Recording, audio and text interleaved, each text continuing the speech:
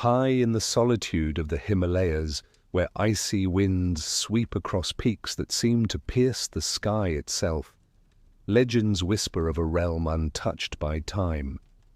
It is said that beyond the jagged mountains lies a hidden valley, a kingdom bathed in eternal light, where wisdom has been preserved against the tides of history. This place is known as Shambhala, the hidden refuge of ancient masters. The tale of Shambhala is not confined to one culture or a single age. For centuries, monks, travelers, and mystics have spoken of it in hushed tones, describing a land of harmony and radiant gardens, a sanctuary protected from the corruption of the outside world. To some, it is paradise on earth. To others, it is a metaphor for the deepest truths of the human spirit. Those who seek it are told that its gates cannot be found on any map. Shambhala reveals itself only to those who are ready, those who approach with purity of heart and clarity of mind. The kingdom cannot be conquered by armies or claimed by greed. It yields only to the worthy. To the unprepared, it remains veiled by storms, illusions, and silence. The question that lingers across generations is whether Shambhala is a myth born from imagination, a symbol for spiritual awakening, or a very real kingdom hidden from the eyes of the unworthy. This uncertainty fuels the fascination, for it allows Shambhala to exist simultaneously as story, symbol, and possibility. To step into its mystery is to enter a labyrinth of prophecy and wonder. Each account offers a fragment of the whole: ancient scriptures, secret teachings, and stories of travelers who vanished into the mountains. Together they form a vision of a realm beyond reach, yet close enough to inspire faith and longing. If this journey into hidden kingdoms and ancient mysteries inspires your imagination, I invite you to subscribe to the channel, leave a like to support the work, and share your reflections in the comments. Your voice keeps these stories alive, and your support helps us continue uncovering the world's greatest enigmas. Long before scholars tried to fix history into neat lines and rulers carved boundaries upon maps, tales of Shambhala drifted across the winds of Asia. Caravan merchants murmured of it around their fires. Monks preserved its memory in chants that echoed through valleys, and poets cloaked it in verses like a dream veiled in silk. The name alone carried an aura of reverence, uttered with caution, for it was believed to awaken unseen powers. In ancient Sanskrit texts, Shambhala appeared as a sanctuary untouched by decay, where divine law remained pure. Descriptions painted a vivid portrait of a kingdom embraced by mountain walls, its shining cities aligned with the eternal dance of the stars. Unlike distant utopias mentioned in myth, Shambhala was written as if it were tangible, a place with gates, rulers, and teachings that flowed outward like rivers nourishing the earth. When Buddhism reached the windswept plateaus of Tibet, the legend grew stronger. Monks began to speak of the Rigden kings, sovereigns of unparalleled wisdom, who guided Shambhala with compassion and cosmic knowledge. Each monarch was said to embody the very spirit of enlightenment, reborn again and again to ensure continuity. The kingdom's timeline was not measured in years, but in cycles, as though it stood outside the ordinary decay of time. Travelers who carried the tale across deserts and mountains described Shambhala in ways that blended the earthly with the transcendent. Some accounts told of valleys that shifted like mirages, appearing only when the seeker's heart was free of corruption. Others envisioned a parallel world that overlapped our own, separated by a veil so delicate that a single breath of clarity could pierce it. These variations did not weaken the story, but enriched it, creating layers upon layers of mystery. In Tibetan lore, Shambhala was never just geography, it was a promise. It was a beacon for those living in ages of decline, a reminder that a realm of light endured, hidden from the touch of destruction. Monasteries recited its name during long nights, kindling hope in hearts bruised by war and loss. For villagers in remote valleys, the legend was more than poetry. It was assurance that the world still held secrets of harmony. Prophecies hinted that the gates would open only for the worthy. Purity of mind, selflessness, and unshakable devotion to truth were said to be the keys, rather than any map or compass. Many attempted to find the way, but stories insisted that arrogance and greed summoned illusions that led wanderers astray. The path was spiritual before it was physical, demanding transformation long before arrival. Through centuries, the whispers spread beyond monasteries into courts of kings, into the diaries of adventurers, and into the imaginations of mystics. Each retelling shaped the legend anew, and yet the essence never changed. Shambhala was a land beyond corruption, where wisdom had not withered, where the cycles of time still revolved in harmony. And as each generation repeated the whispers, the kingdom seemed less like a story and more like a hidden promise waiting to be fulfilled. Among the sacred teachings of Buddhism, the Kala Chakra stands apart, vast and intricate, like a map of time itself. Within its cycles and symbols lies the most vivid portrait of Shambhala, not as an abstract hope, but as a cosmic sanctuary with a role written into the destiny of the world. To study these teachings was to gaze into the mechanism of creation, into the gears of ages where Shambhala gleamed as the heart of balance. According to the Kala Chakra, Shambhala is the cradle of ultimate wisdom, a place where the teachings of the Wheel of Time were preserved in purity. These teachings do not only chart the movement of planets or the rhythms of seasons, they reveal the hidden currents of spiritual evolution, the rise and fall of civilizations, and the battles between forces of harmony and chaos. In this vision, Shambhala was not merely a kingdom, it was the axis of cosmic order.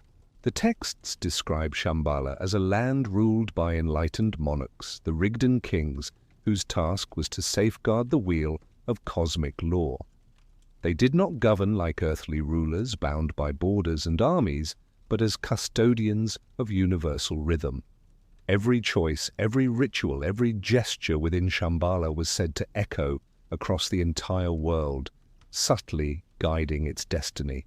Central to these prophecies is the notion of a future conflict, a time when the forces of darkness would rise to smother truth beneath a tide of materialism and greed.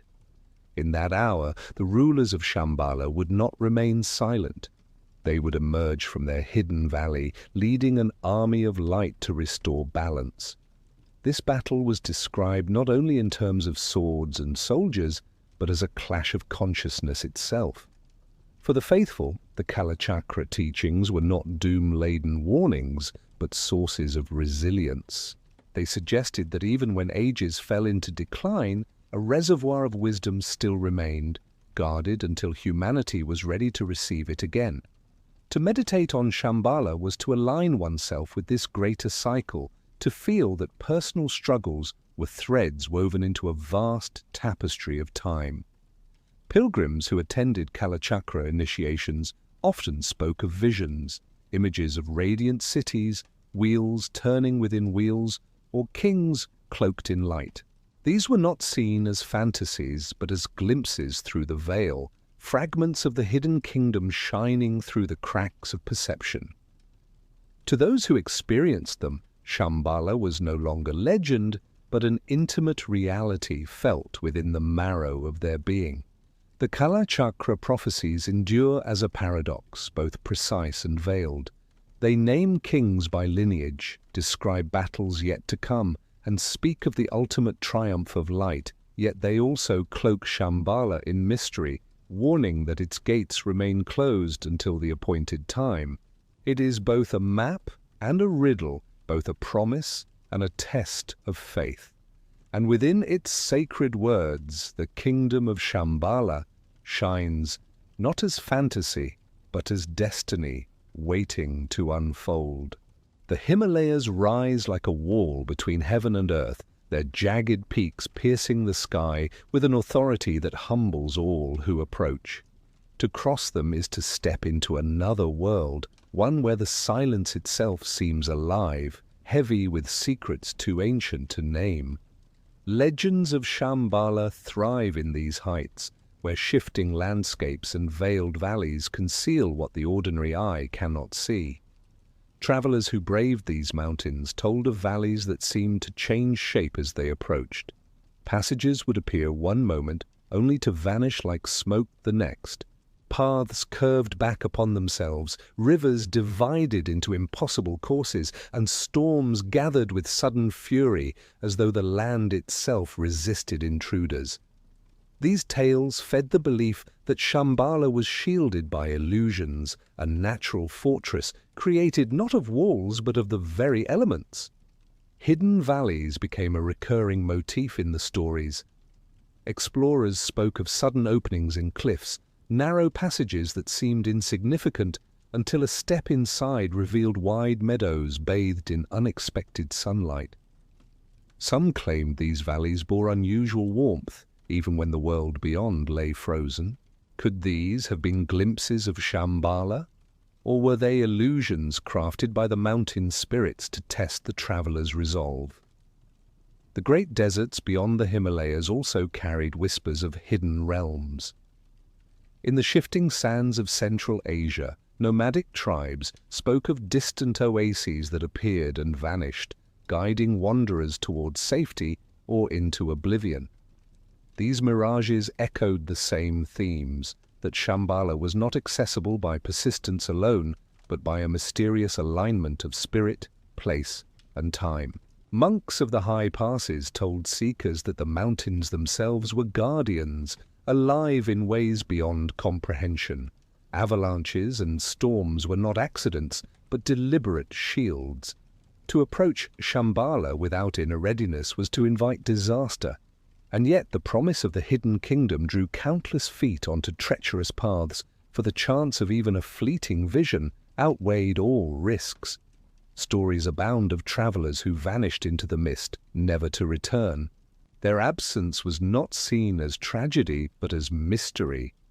Had they perished in the snows, or had the mountains opened a secret gate and swallowed them into Shambhala's embrace?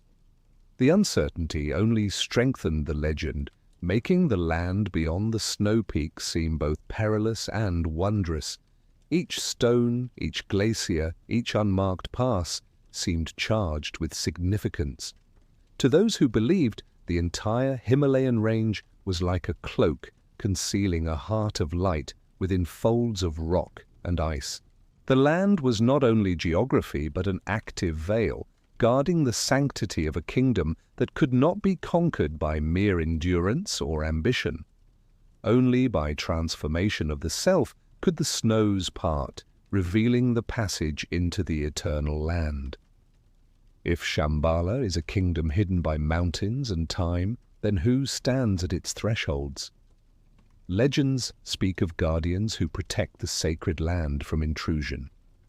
Their presence is described in countless ways. Warriors of unparalleled skill, beings radiant with light, or shadowy sentinels who watch without rest. Each vision differs, yet the core remains unchanged. Shambhala is not undefended.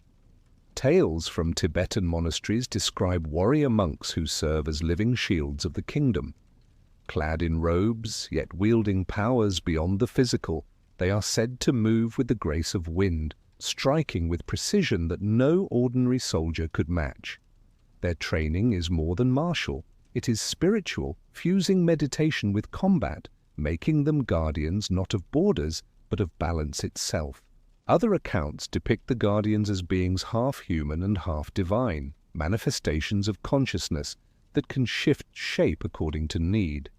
To those who approach with pure intent, they may appear as guides, offering direction or glimpses of hidden paths.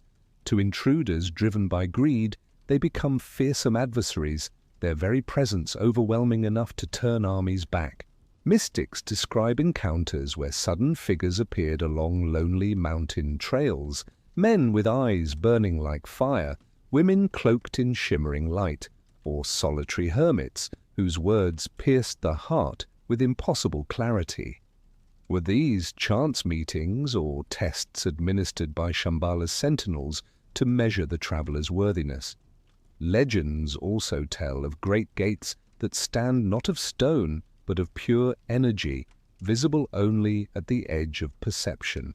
The guardians are said to keep these thresholds closed, allowing entry only when the seeker's spirit resonates with the frequency of the kingdom. Such tales transform Shambhala's defense into more than physical protection. It becomes a safeguard of consciousness itself.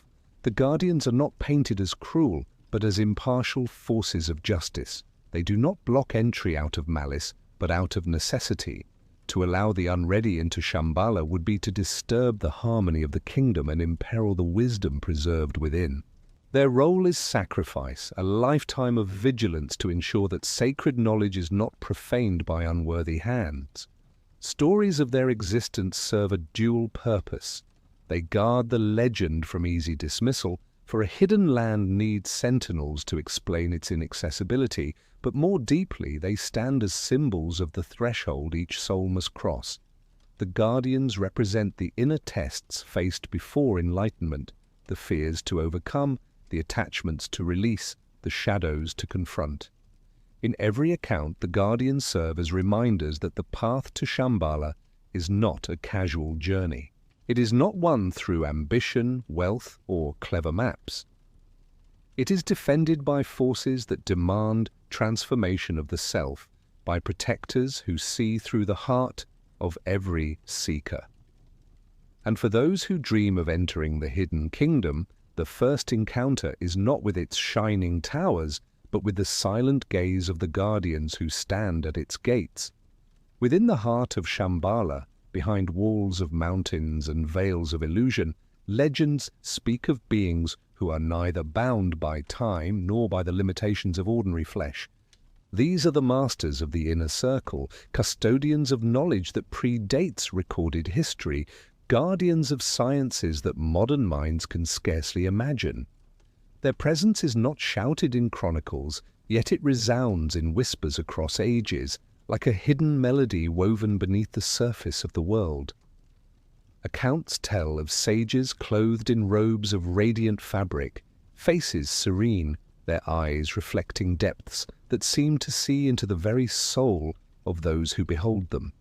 They are described as timeless, their bodies ageless, untouched by the decay of years. Some traditions claim they have lived for centuries, others that they transcend mortality entirely, appearing only when the balance of the world requires their intervention. Stories of their wisdom suggest that within Shambhala lies a treasury of knowledge lost to the rest of the world. Hidden sciences that blend the material with the spiritual, technologies that resonate with the energies of consciousness, healing arts that can restore not only the body, but also the fractured spirit. These teachings, it is said, are entrusted only to those who have proven their devotion to truth. Legends recount moments when the masters of Shambhala stepped beyond their hidden city to influence the course of history. Mystical texts speak of wise strangers appearing in courts of kings, guiding rulers toward decisions that shaped nations. Folklore in distant lands tells of mysterious teachers who appeared without origin, imparted wisdom, and vanished just as suddenly, leaving behind only transformation in their wake. Such appearances fuel the belief that Shambhala is not merely an isolated sanctuary, but a guiding hand that occasionally touches the wider world. The masters, like shadows cast by a light beyond comprehension, do not seek recognition. Their interventions are subtle, their aim not domination, but preservation of balance. To them, history is a river that must flow within its destined course, and they step in only when the current threatens to collapse into chaos. To seekers, the masters embody the highest ideal of human potential. They represent what humanity could become if freed from ignorance and selfish desire. Their existence is both inspiring and daunting, for they remind the traveler that the path to enlightenment requires not only knowledge, but also discipline, sacrifice, and a willingness to dissolve the ego entirely. Meditations on Shambhala often describe visions of these beings, radiant figures seated in vast halls, surrounded by wheels of light, their chants reverberating like the heartbeat of the cosmos. Whether these are glimpses of reality or reflections of the seeker's inner transformation remains unanswerable. But the effect is the same. The masters stand as a beacon, guiding humanity toward a higher destiny. For those who dare to dream of reaching Shambhala, the ultimate question lingers. What wisdom do the masters guard so carefully? Are they keepers of cosmic truths that could reshape civilizations? Or do they simply protect the knowledge of living in perfect harmony with the rhythm of the universe? Until the veil lifts, they remain shrouded in mystery, silent watchmen of a kingdom beyond the reach of ordinary eyes. To grasp the mystery of Shambhala, one must look not only to hidden valleys, but to the unfolding rhythm of the cosmos itself. The Wheel of Time, or Kalachakra, is central to this vision, for it describes the cycles that bind worlds, nations, and souls alike. In these teachings, Shambhala is not an isolated sanctuary, but the very axis around which the great wheel turns. The Wheel of Time divides history into vast epochs, each with its rise and decline, each echoing the eternal struggle between light and shadow. Within this cosmic framework, Shambhala is depicted as the guardian of balance, a place where the wheel's pure essence is preserved, untainted by the decay that seeps into the outer world. To contemplate Shambhala is to contemplate not geography, but destiny itself. Texts speak of ages when humanity sinks into corruption, when compassion fades and greed spreads like wildfire. In these darkened times, Shambhala remains untouched, its knowledge preserved like a flame sheltered from the storm. From this refuge, the wisdom of the Kalachakra is kept alive until the cycle turns and humanity is ready to receive it again. For monks and seekers, meditation on the Wheel of Time is more than ritual.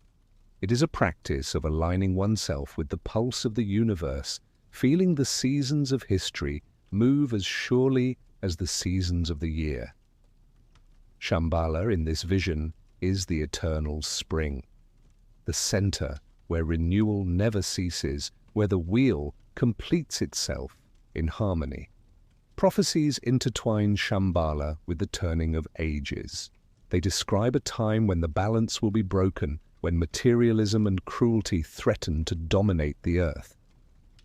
In that moment, the rulers of Shambhala are said to emerge not as conquerors, but as restorers of the universal rhythm.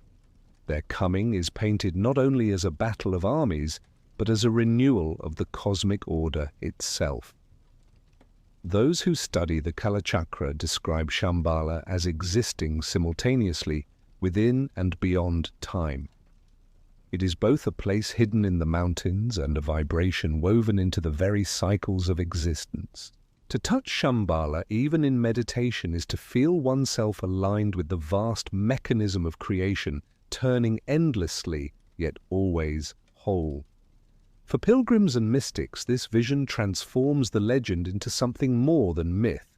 Shambhala becomes a mirror of the universe, a reminder that time is not a straight line, but a great wheel, and that within its endless turning, there is always a point of perfect balance. That point, radiant and eternal, is the kingdom hidden beyond the snows. Throughout history, countless seekers set their eyes on the horizon of the Himalayas, believing that somewhere beyond those peaks lay the gates of Shambhala. Monks, adventurers, scholars, and wanderers all risked their lives for the chance to find the hidden land, their journeys written in hardship and mystery.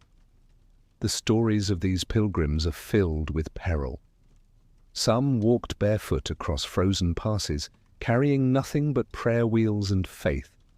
Others rode with caravans across deserts, guided only by rumors heard in distant monasteries. Many never returned, their disappearance fueling speculation. Were they lost to storms and avalanches, or had they succeeded in reaching the hidden valley? Those who did return spoke in fragments, their accounts shimmering between dream and memory. They described visions of radiant cities glimpsed through the mist, encounters with hermits who spoke in riddles, or sudden shifts in the landscape that defied all reason. Some wept when recounting their journeys, not from sorrow but from awe, as though they had touched something far beyond comprehension. In Tibetan chronicles, tales are told of monks who left their monasteries, following secret instructions whispered by their teachers. They journeyed alone, guided by omens, a bird's flight, the curve of a river, the sudden break in a storm. When asked where they had been, they often answered with silence or with words so veiled that their meaning could not be grasped. Western explorers of the 19th and early 20th centuries added their voices to this tradition. Russian mystics, British officers, and curious travelers all ventured into the mountains, driven not only by curiosity, but also by ambition. Some claimed to have met figures who hinted at Shambhala's reality, while others returned with maps and notes that promised routes into hidden valleys. None, however, could prove beyond doubt what they had seen. The pilgrimage to Shambhala was never merely physical. Accounts describe visions and inner awakenings along the path, as though the act of seeking itself reshaped the traveler. Hunger, cold, and exhaustion broke down the outer self, leaving behind a raw soul that could, perhaps, glimpse truths hidden from the comfortable and the complacent. Legends say that those who reach Shambhala must undergo a final test, a trial of the heart and mind. The kingdom does not reveal itself to eyes clouded by desire. Only those who have shed the weight of the world are permitted to enter its gate. For pilgrims, this meant that the journey was both outward across mountains and inward into the depths of the spirit. Every vanished traveler, every tale of radiant visions, adds to the aura of mystery surrounding Shambhala. The journeys of these pilgrims form a chorus of longing, reminding us that the path to hidden truth is rarely straight, often perilous, and always transformative. As the legend of Shambhala spread, a peculiar obsession took hold, an obsession to chart the unchartable, to draw maps of a kingdom that refused to be found. Across centuries, mystics and explorers alike set ink to parchment, sketching routes into valleys that no compass could confirm. Their maps became less instruments of geography and more talismans of longing. Tibetan lamas were among the first to suggest hidden routes. Their scrolls depicted mountains and rivers that seemed to twist in impossible ways, leading to symbols rather than places. Circles of lotus flowers, mandalas, and geometric diagrams were woven into the landscapes, suggesting that Shambhala could not be approached by straight lines, but only through spiritual understanding. Russian mystics of the 19th century became enthralled by the idea. Some drew elaborate maps where Central Asia blossomed with secret valleys and subterranean passages. They linked Shambhala to the idea of an underground world, a hidden realm beneath deserts and steppes. Their charts, though scientifically useless, inspired generations of seekers who believed the invisible might still be traced by ink. British explorers during the Great Game carried their fascination into political intrigue. Officers and spies wandered across Tibet, hoping to uncover not only hidden trade routes, but also the secret kingdom whispered of in monasteries. Some claimed to have glimpsed strange cities or found guides who spoke in riddles about a land of light. Reports of such encounters were often filed away, half dismissed, half feared, as though the officials themselves could not decide if they dealt with myth or intelligence. Maps of Shambhala became both sacred and dangerous. To believers, they were invitations, symbols pointing to truths beyond cartography. To skeptics, they were curiosities, fanciful sketches at best, delusions at worst. Yet even skeptics admitted a peculiar power in these maps. Their lines seemed to stir the imagination, to suggest that the world still contained mysteries unsolved. In monasteries, certain teachers warned against the urge to map Shambhala. They said the kingdom resided not on parchment, but in the heart, and that to reduce it to coordinates was to miss its essence entirely. Yet seekers persisted, convinced that the right chart, the right path, would pierce the veil. The paradox of these maps lies in their futility and their allure. None has ever led directly to the gates of Shambhala, yet each serves as a mirror of human yearning, of the desire to make the invisible visible. They remind us that Shambhala is not simply a place hidden from our eyes, but a mystery that resists being contained, a kingdom that insists on remaining just beyond the reach of ink and compass. Throughout history, empires rose and fell while the legend of Shambhala persisted like a hidden ember beneath the ashes of conquest. Kings, khans, and conquerors all heard whispers of the radiant land beyond the snows, and many believed that control of such a kingdom could tip the balance of power across the world. Shambhala to them was not only a spiritual refuge, but a source of unimaginable influence. Mongol rulers were among the first to entwine their ambitions with the mystery. Genghis Khan, the fearsome leader whose armies thundered across Asia, was said to have sought knowledge of Shambhala through his lamas and shamans. For a man who believed the world itself could be conquered, the thought of a hidden kingdom filled with enlightened rulers carried irresistible allure. His descendants continued to draw upon Tibetan mystics, blending conquest with prophecy. Centuries later, the myth of Shambhala reached the courts of Russian czars and Soviet leaders. In the early 20th century, occult fascination swept across Europe, and Soviet explorers pushed into Central Asia, not only for political dominance, but also for esoteric secrets. Expeditions disguised as scientific missions often carried a second purpose: to uncover traces of the hidden land believed to hold ancient wisdom and perhaps advanced powers. During this same period, secret societies in the West embraced the legend. Theosophical circles spoke of Shambhala as a center of higher energy, a counterpart to Atlantis or Lemuria, a beacon of wisdom guiding humanity from behind the veil.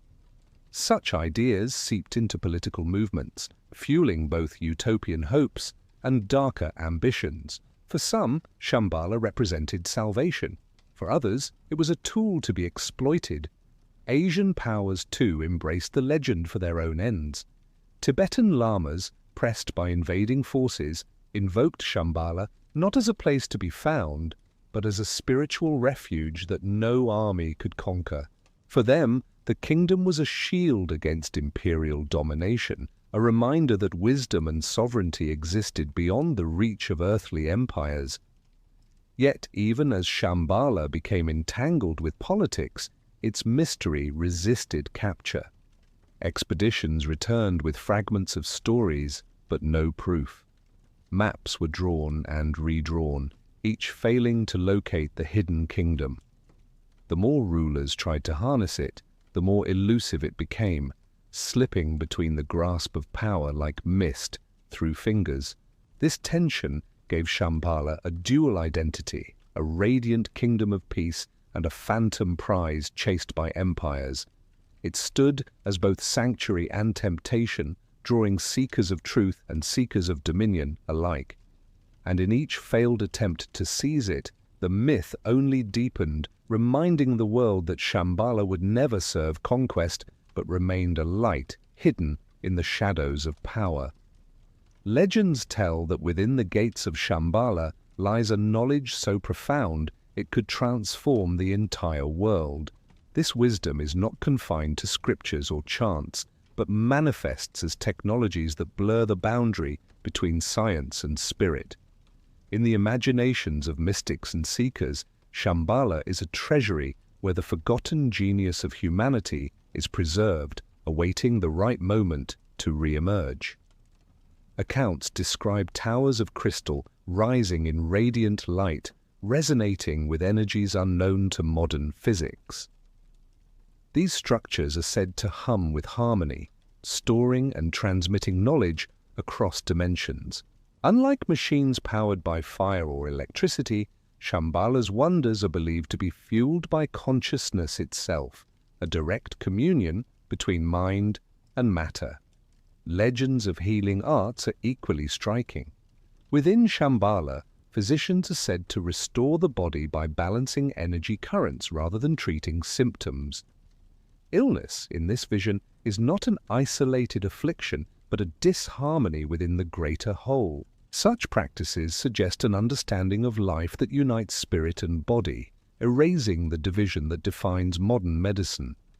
Travelers returning from distant pilgrimages spoke of libraries glowing with light rather than ink. These were not shelves of books, but vast halls where knowledge appeared as images, sounds, and sensations, accessible not through reading, but through direct experience.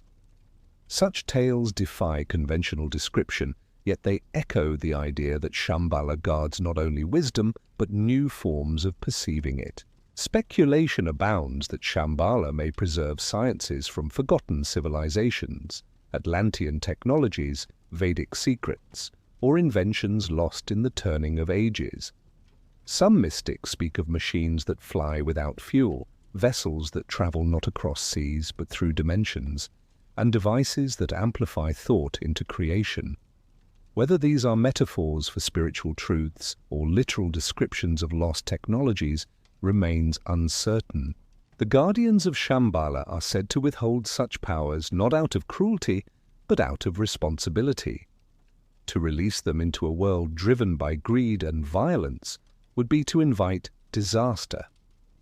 Knowledge without wisdom is a weapon, and Shambhala, more than any kingdom, understands the weight of such a burden. For seekers, the idea of hidden technologies is more than curiosity. It is a symbol of potential. It suggests that humanity already possesses within its spirit the ability to create harmony with the universe. Shambhala simply safeguards the keys until the world learns to wield them with compassion. Until that moment, the towers of crystal and libraries of light remain hidden, their mysteries shimmering just beyond reach. Among the most stirring prophecies of Shambhala lies the vision of a cosmic conflict yet to come. The Kalachakra texts describe an age when the world will sink into darkness, when rulers will abandon justice, and when materialism will eclipse the light of wisdom. In that hour, Shambhala will no longer remain hidden. Its rulers will rise, leading an army of light into the ultimate battle. The prophecy paints this conflict not only as a clash of nations, but as a war between consciousness itself. Forces of ignorance, greed, and destruction will march across the earth, attempting to erase every trace of truth. Against them, the Rigdan kings and their followers will emerge, wielding not only weapons of the body, but powers of the mind and spirit that no army can withstand. Descriptions of this battle vary across traditions. Some envision shining warriors descending from hidden valleys, carrying banners of fire that blaze against the night. Others speak of a struggle within the hearts of humanity, a final choice between the path of harmony and the path of ruin. Whether literal or symbolic, the prophecy insists that Shambhala will not remain silent when the world reaches its breaking point. The future battlefield is not described as a specific place, but as a convergence of forces, an axis where time, destiny, and human will meet. In this vision, Shambhala is not only the refuge of wisdom, but the final bastion that ensures balance will be restored. The forces of darkness may seem vast, but they are destined to falter against the light that cannot be extinguished. For believers, this prophecy is both a warning and a promise. It warns of an age where humanity strays so far from truth that salvation seems impossible. Yet it promises that even then Shambhala will intervene, not to dominate, but to restore the cosmic order. The kingdom's silence is temporary, its emergence inevitable when the cycle demands it. Mystics often meditate on this prophecy, not to await a distant war, but to prepare their own spirits. They believe the final battle is not only external, but already unfolding within every soul, the struggle between clarity and delusion, compassion and cruelty.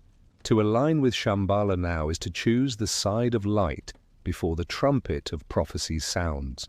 The vision of this battle endures not because of its violence, but because of its promise of renewal. Shambhala's rise is not framed as conquest, but as the rebirth of harmony. It is a story of triumph, not for one people, but for all who align with truth. In this vision, the kingdom's destiny and humanity's destiny are one. Not all seekers look to mountains and deserts to find Shambhala. Many traditions suggest that the hidden kingdom is not a place on earth, but a state of consciousness, a sanctuary within the soul. To those who embrace this vision, Shambhala is not reached by foot or compass, but by meditation, transformation, and the quieting of the restless mind. Teachers in monasteries often whisper that the true path to Shambhala is inward. They speak of gates that open not in rock but in the heart, of journeys measured not in miles but in silence. To close one's eyes and let the breath fall into stillness is to begin walking that path step by step toward the radiant kingdom within. Meditative practices describe visions of inner landscapes, golden valleys, shining palaces, luminous beings who greet the seeker with serenity. These are not hallucinations but symbols of a deeper reality unfolding inside. The more the spirit sheds its burdens, the clearer these inner visions become, until Shambhala reveals itself as an ever-present state of clarity and peace. In this interpretation, the Rigden kings are not distant monarchs but aspects of awakened consciousness that govern the inner world. Their wisdom is not locked away but already present, waiting to be recognized. Each act of compassion, each moment of awareness, is a step into Shambhala's halls. This vision transforms the legend from a distant hope into an immediate practice. Instead of waiting for hidden gates to open in the mountains, seekers can cultivate Shambhala through their daily lives by living in harmony with truth. The kingdom ceases to be myth and becomes reality, available to all who awaken to it. Yet even within this interpretation, the mystery endures. If Shambhala is within, why do so many traditions still speak of mountains, valleys, and guardians? Perhaps the two visions are not opposed but intertwined. The outer kingdom and the inner kingdom reflect one another, each guiding the seeker to truths that cannot be fully separated. For mystics, this duality is part of the kingdom's beauty. Shambhala exists both as a distant horizon and as the core of the soul. To seek it outwardly is to begin the pilgrimage. To realize it inwardly is to arrive. And in that realization, the hidden kingdom ceases to be myth, for its gates open every time the heart awakens to the eternal light within. The legend of Shambhala does not stand alone. Across continents and cultures, echoes of hidden kingdoms ripple through the fabric of myth. Each tale carries its own name, its own symbols, yet together they form a chorus of humanity's yearning for a paradise concealed from the broken world. To trace these parallels is to glimpse a universal archetype, the dream of a sanctuary where wisdom endures untouched. In the mists of Britain, stories tell of Avalon, an island shrouded in mystery, veiled by magic, where King Arthur rests in timeless sleep. Avalon, like Shambhala, is not drawn on maps, but revealed only to those who enter through sacred portals. Both lands embody healing and renewal, Avalon with its orchards and immortal guardians, Shambhala with its radiant halls and eternal kings. Far across the oceans, tales of El Dorado gleamed in the imagination of explorers. To Spanish conquistadors, it was a city of gold hidden in the jungles of South America, shining with wealth beyond measure. Yet beneath the greed of conquest lay a deeper symbol, a kingdom of light, unreachable by force, existing as both dream and lure. Its golden radiance mirrors the inner treasures spoken of in Shambhala's teachings. The Greek tradition carried memories of Hyperborea, a northern land of endless daylight where the gods walked among mortals and life flowed without suffering. Its people lived in harmony, free from disease and war, guarded by mountains of ice that kept the unworthy away. The resemblance to Shambhala is striking. Both are sanctuaries preserved by geography, both hidden from those who seek with impure hearts. Even in African traditions, whispers of lost kingdoms endure. The city of Zerzura, said to lie hidden in the sands of the Sahara, promised rivers, gardens, and white palaces. Travelers spoke of guides who vanished into the dunes as if swallowed by another world. The desert became not a barrier, but a veil, echoing the Himalayas that guard the gates of Shambhala. These parallels do not diminish Shambhala's uniqueness. Instead, they elevate it. They reveal that across every culture, humanity shares a deep conviction that truth is not destroyed, but preserved, hidden from corruption, awaiting rediscovery. Whether called Avalon, El Dorado, Hyperborea, or Shambhala, the hidden kingdom embodies the same longing for harmony beyond decay. Perhaps these myths are fragments of a greater memory, scattered like pieces of a broken mirror across the world. Each culture preserves a shard of the original vision, hinting at a universal paradise that transcends geography. Shambhala, then, is not an isolated legend, but part of a global tapestry woven into the human soul.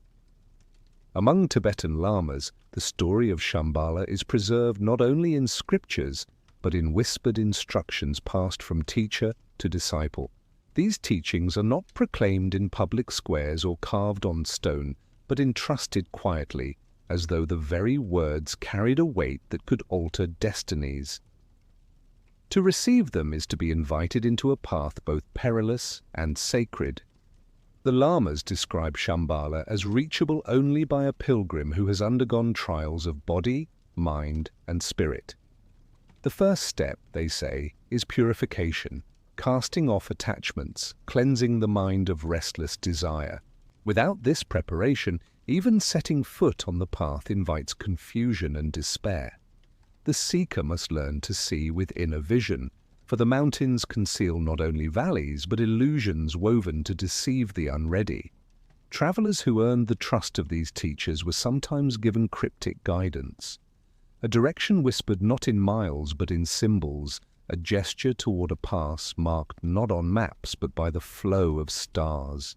The path was said to shift with each traveler, as if the kingdom itself reshaped its veil to test their readiness.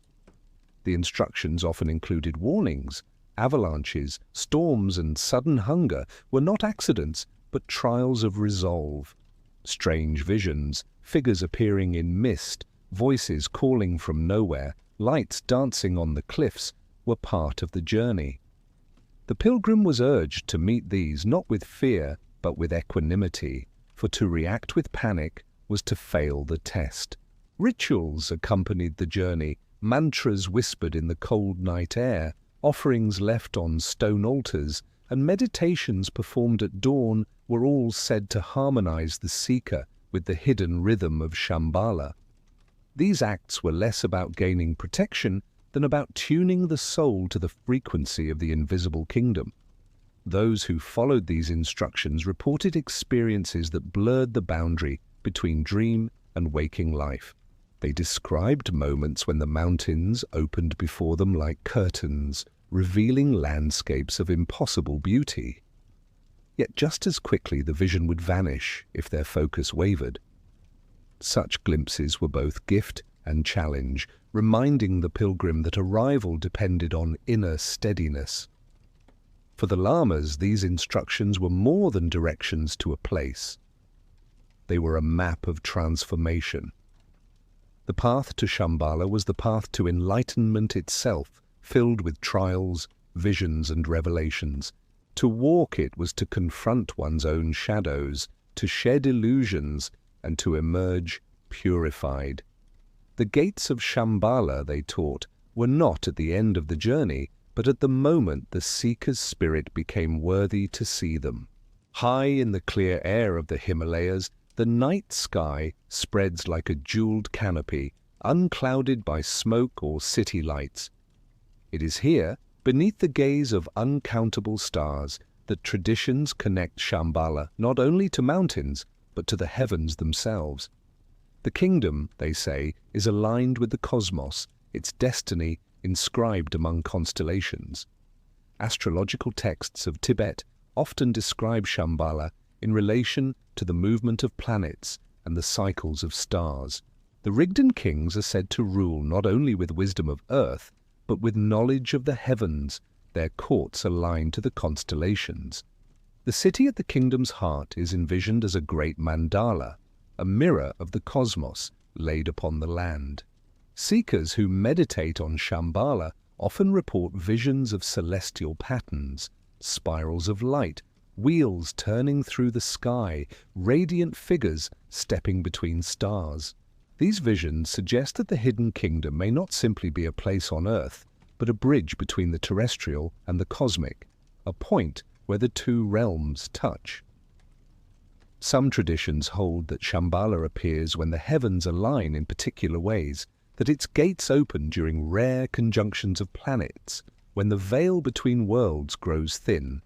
Such beliefs transform the kingdom into an astronomical mystery, a place woven into the rhythm of the sky itself. Scholars have drawn parallels between Shambhala and ancient observatories. Stone circles and temples around the world, aligned to solstices and equinoxes, suggest that ancient civilizations also sought harmony with the stars. Shambhala, in this vision, is the perfected version of this cosmic alignment, a kingdom not only built upon the earth but synchronized with the eternal sky. Legends even suggest that the masters of Shambhala can travel through the stars, moving across realms as easily as others walk across valleys. They are described as keepers of star maps, knowledge of distant worlds, and the ability to journey beyond the limits of the physical. Such tales blur the line between astronomy and mysticism, painting Shambhala as both sanctuary and gateway. For seekers gazing upward, the night sky becomes a reminder that Shambhala may not only be hidden in mountains, but also reflected in the heavens. Its patterns shimmer above, in constellations that have guided humanity since time began. The kingdom, in this vision, is not separate from the cosmos. It is a living star on earth, shining in harmony with the vast celestial dance. When whispers of Shambhala reached the west, they did not arrive as quiet folklore, but as sparks that ignited entire movements of mysticism and speculation. The late 19th and early 20th centuries were a fertile age for esoteric seekers, and the legend of a hidden kingdom in the Himalayas fits seamlessly into their vision of lost worlds and forgotten wisdom. Madame Helena Blavatsky, founder of the Theosophical movement, was among the first to weave Shambhala into her cosmology.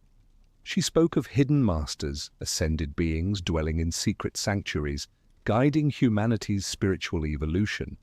For her followers, Shambhala became a counterpart to Atlantis, a center of wisdom not drowned by oceans, but concealed in the high places of the world.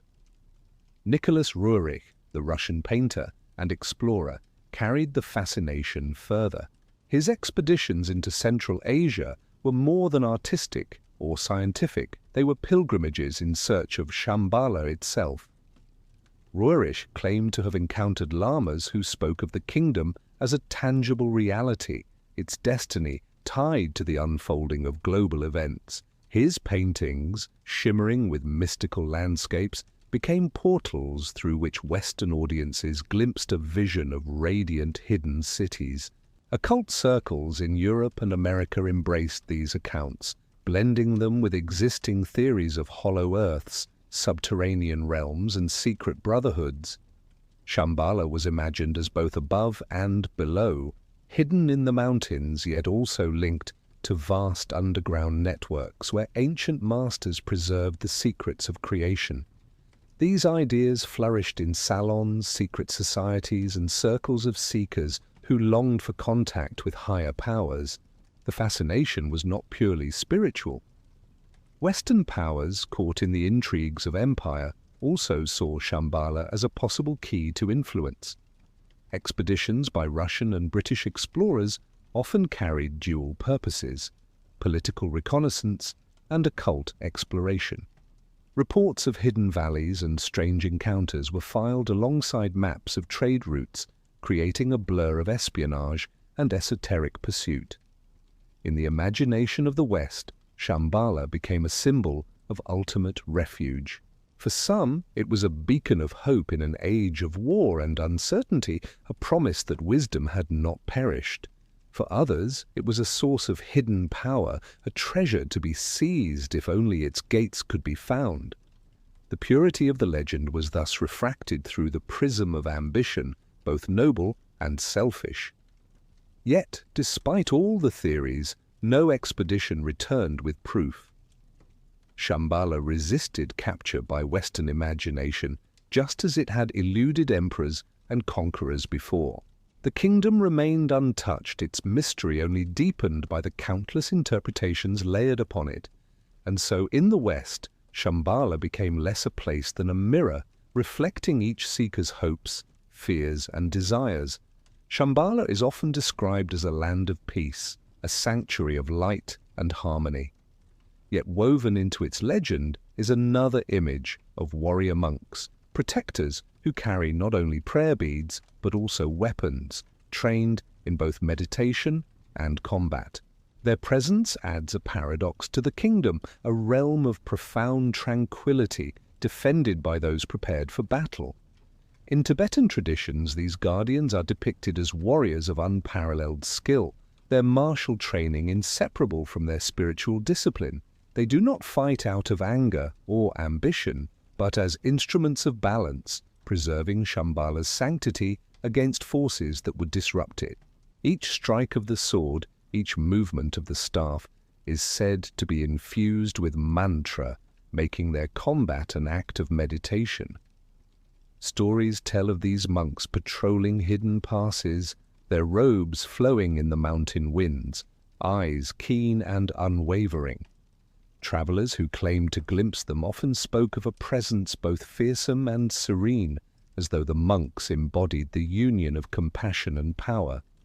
To encounter them was to face judgment, not through words, but through the silent question of whether one was worthy to pass. Legends also connect these warriors to the prophecy of the final battle. When the forces of darkness rise, the monks of Shambhala are destined to march alongside the Rigdan kings, carrying weapons that blaze with light, their chants resonating across the battlefield like thunder. They will fight not for conquest but for restoration, their strength fueled by inner clarity rather than rage. Accounts of their training are as mystical as their role. It is said that they undergo years of seclusion, mastering both the mind and the body until no distinction remains. They learn to control breath until storms calm, to channel energy until mountains tremble, to move with such precision that their actions mirror the very rhythm of the cosmos. To them, combat is not destruction, but the ultimate expression of balance. Some tales suggest that these monks are more than human, their lifespans extended by their mastery of energy, their bodies resilient beyond natural limits. They are described as glowing with subtle radiance, their movements too swift for ordinary eyes, their chants capable of reshaping the very air. Whether these are metaphors or truths remains uncertain, but they reinforce the belief that Shambhala's guardians are no ordinary men. For seekers, the image of the warrior monk is both inspiring and unsettling. It suggests that peace is not passive but must be protected, that harmony is preserved not by retreat alone, but by vigilance and courage. The monks embody the paradox of Shambhala itself, a kingdom of compassion shielded by warriors who stand ready to defend the light. Throughout centuries, prophets and mystics have speculated about the moment when Shambhala will no longer remain hidden. The legend holds that the kingdom is concealed not forever, but until the appointed time when humanity's destiny aligns with its secrets. This question, when will the veil lift, has lingered like a flame in the minds of seekers across generations.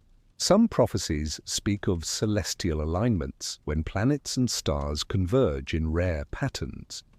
In these moments, they say, the veil thins and Shambhala may reveal itself to those who stand ready.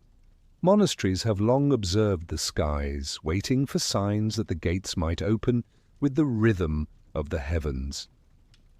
Other traditions tie the unveiling to human consciousness. They claim that Shambhala will not emerge through astronomical cycles, but through the awakening of the collective spirit. When humanity sheds greed and violence, when compassion blossoms as the guiding principle, the hidden kingdom will no longer need to remain concealed. In this vision, Shambhala is not revealed to the eye, but to the heart of a transformed world. There are also darker prophecies which speak of Shambhala unveiling itself in an hour of crisis. When humanity descends so far into materialism and cruelty that the balance teeters toward collapse, the kingdom will rise, its rulers stepping forth to restore harmony through decisive action. This unveiling is not gentle but dramatic, tied to the clash of forces that will shape the fate of ages. Speculation has never ceased. Mystics in Tibet, Russia, and India have each pointed to their own signs, claiming that wars, revolutions, and upheavals signal the approach of Shambhala's return. In modern times, some believe the accelerating crises of the world, climate shifts, political turmoil, and spiritual disconnection are the very omens foretold in ancient texts. Yet the kingdom remains veiled. No traveler has returned with its gates opened wide. No armies of light have marched across the earth. Perhaps the veil is not lifted by prophecy alone, but by the readiness of humanity to perceive it. Perhaps Shambhala is already present, visible only to those who have refined their vision beyond illusion. For seekers, this uncertainty is not discouragement but inspiration. The thought that Shambhala could appear within a lifetime fuels devotion, meditation, and longing. The veil may lift tomorrow or in 1,000 years, but the legend assures that the moment will come. When it does, the world will never again be the same, for the hidden kingdom will step forth into the light of history. The legend of Shambhala lingers like a star behind clouds, unseen yet always present, waiting for the veil to part. Across centuries and civilizations, its story has traveled in whispers and visions, woven into scriptures, prophecies, and dreams. To monks, it is a spiritual sanctuary, to explorers a hidden valley, to mystics a state of consciousness, and to kings and conquerors a treasure beyond measure. Yet the kingdom itself remains silent, untouched, unclaimed, and eternal. The power of Shambhala lies not only in its mystery, but in its endurance. Empires have risen and fallen, wars have scarred the earth, maps have been redrawn countless times, yet the story of the hidden kingdom remains unchanged. It resists possession, slipping from grasp whenever greed or ambition seeks to seize it. Instead, it continues to exist in the space between worlds, in the imaginations of seekers, and in the hopes of generations who long for harmony. Perhaps Shambhala is waiting for the right moment, when humanity has reached the threshold of transformation, when the darkness of an age forces the light to emerge. Or perhaps it has never been absent, concealed not by distance, but by perception, present within the heart of every being willing to awaken. In this way, Shambhala is both promise and challenge, both hidden kingdom and inner sanctuary. The kingdom waits, whether in a valley beyond the snow peaks or within the silence of meditation, whether as a destiny yet to unfold or a truth already within reach. To seek it is to embark on a journey that changes the seeker, for every step toward Shambhala, whether inward or outward, is a step toward harmony with the universe itself. And as we close this exploration, remember that the mystery of Shambhala is not meant to remain confined to stories. It is a living invitation to look beyond the veil, to search for light where the world offers shadows, and to hold faith that wisdom and compassion endure even when the world seems to crumble. Shambhala, the hidden kingdom, is not gone. It waits. Thank you for joining this journey into the mystery of Shambhala. If this story moved you, I invite you to subscribe to the channel so you never miss the next exploration into hidden history and ancient wisdom. Give this video a like to support the work, leave a comment to share your thoughts or your own reflections, and most importantly, share this film with your friends and family so that together we may keep the flame of curiosity and wonder alive.